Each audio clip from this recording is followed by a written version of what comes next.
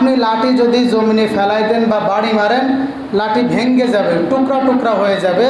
কিন্তু মুসা আলাইহিস সালাতু ওয়াস সালামের হাতের লাঠিটা যখন জমিনে ফেলতো, বিশাল বড় হিয়া হাইয়াতুন তাসআ, বিশাল বড় অজগর সাপ হয়ে যেত। আল্লাহু আকবার বলেন। কি হয়ে যেত? লাঠি জমিনে ফেলার সাথে সাথে কি হয়ে যায়? আচ্ছা, আপনি ফেলালি হবে? কথা বলেন, আপনি ফেলালি হবে? আমি ফেলালি হবে? বাইতুল মুকাররমের খতিব ফেলালি হবে? মুসা আলাইহিস সালাতু ওয়াস সালামের মুজিজা ওখানেই শেষ, তিনি চলে গিয়েছেন, মুজিজাও খতম। লাঠি যখন সাপ হয়ে যায়, এই দৃশ্য যখন ফেরাউন দেখলো, তখন ফেরাউন তার জ্যোতির্শাস্ত্রবিদ যারা গবেষণা করে সেই সমস্ত ধর্মীয় পণ্ডিতদেরকে ডাক দিলেন। ডাক দিয়ে বলছে, এই যে মুসা সাপ দিয়ে মানুষদেরকে ভয় দেখাচ্ছে, সাপ দিয়ে আতঙ্কগ্রস্ত করছে, আচ্ছা বলেন তো, সাপ আজকে আতঙ্ক আমাদের ধরাইছে কি ধরায় নাই?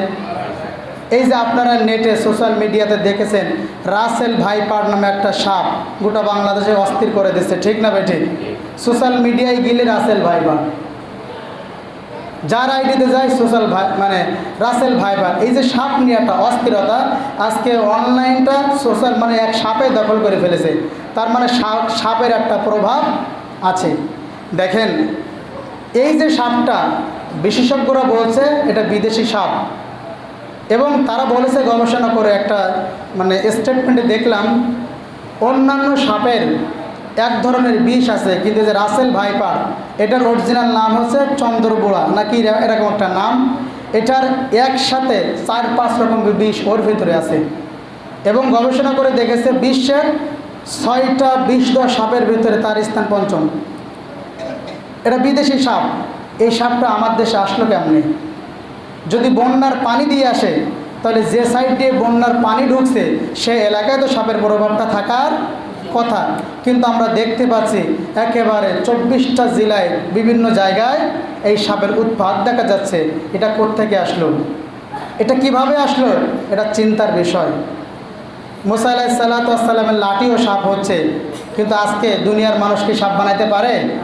সাপ বানানোর মালিক কে? দেখেন তো, এই সাপটা, এই রাসেল ভাইপার, এই সাপটা হলো, আপনি ঢোড়া সাপ, অন্যান্য ওই যে ধাপনা সাপ বলেন, অন্যান্য যত সাপ আছে, ও মানুষ দেখলে দৌড় মেরে চলে যায়, কিন্তু এই সাপটা মানুষ দেখলে তার কাছে আসে, মানুষ দেখলে তার কাছে আসে। এটা ব্যতিক্রম সাপ। এটা কিভাবে আসলো এই দেশটি? এটা ভাবার বিষয় আছে। প্রিয় ভাইরা আমার, তো মুসা আলাইহিস সালাতু ওয়াস সালামের লাঠি যখন সাপ হয়ে যায়, ফেরাউন তখন কি করলো? তার জ্যোতির্শাস্ত্রবিদ যারা জ্ঞানটাকে, তাদেরকে ডেকে বলছে, যারা জাদু করতে পারে তাদেরকে বলো, তোমরা জাদুর মাধ্যমে সাপ বানাবা। জাদুর মাধ্যমে সাপ বানানো যায়। এই শোনা বাকি চুপ। জাদুর মাধ্যমে সাপ বানানো যায়, এটা বিশ্বাস হয়? কথা বলে না, বিশ্বাস হয় না? আচ্ছা, আপনারা খেলা দেখেছেন না, জাদুর মাধ্যমে ডিমের ভিতর থেকে হঠাৎ কবুতর হয়ে যায়, কাগজ থেকে কবুতর হয়ে যায়, ডিম এমনি খায় অমনি বের করে, এরকম দেখেছেন না রাস্তার ধারে ধারে? এগুলো জাদু, এগুলো হয়। তো জাদুর মাধ্যমে যখন সাপ বানিয়েছে, তখন কি হয়েছে দেখেন। ফেরাউন মুসা আলাইহিস সালাতু ওয়াস সালামকে বললেন, আমার সাপ রেডি, তোমার সাপ এবার রেডি করো। 2 সাপের ভিতরে টক্কাটক্কি লাগবে, কার সাপটা ফার্স্ট হয়, কার সাপটা জিতে যায়। ফেরাউনের জাদুকরদের তৈরি করা সমস্ত সাপগুলো ফেনা ধরে আছে। হঠাৎ করে মুসা আলাইহিস সালাতু ওয়াস সালাম চিন্তিত হয়ে গেলেন, একটু ভয় পেয়ে গেলেন। আল্লাহ তাআলা মুসা আলাইহিস সালাতু ওয়াস সালামকে ডাক দিয়ে বললেন, ও মুসা, কুলনা লা তাখাফ ইন্নাকা আনতাল আ'লা। ও মুসা, তুমি ভয় পেও না। কেন ভয় বাবা? আমি তোমাকে বিজয় করব। সুবহানাল্লাহ পড়েন। আল্লাহ তাআলা বলছেন, وَأَلْقِ مَا فِي يَمِينِكَ تَلْقَفْ مَا صَنَعُوا إِنَّمَا صَنَعُوا كَيْدُ سَاحِرٍ। ও নবী, আপনার হাতের লাঠিটা জমিনে ছেড়ে দেন, লাঠিটার সাথে সাথে বিশাল অজগর সাপ হয়ে দেখবা ফেরাউনের তৈরি করা, ফেরাউনের জাদুকরদের তৈরি করা সমস্ত সাপগুলো খেয়ে ফেলেছে।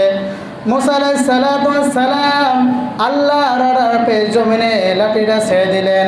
সাথে সাথে লাঠিটা বিশাল বড় অজগর সাপ হয়ে ফেরাউনের তৈরি করা সমস্ত জাদুকরদের সাপগুলো খেয়ে ফেনা ধরে আছে। আর সাপ যেন সাপের ভাষায় বুঝাতে চাচ্ছে, আর কত সাপ তোদের আছে নিয়াই, আর কত আছে নিয়াই তো আমার সামনে। সমস্ত সাপ যখন মুসার সাপ খেয়ে ফেলে দিয়েছে, ফেরাউন তো বিষয়টা অবাক হয়ে গেল, কিন্তু জাদুকররা বুঝতে পেরেছিল এটা যে একজন নবীর কাজ, এতে কোনো সন্দেহ নয়।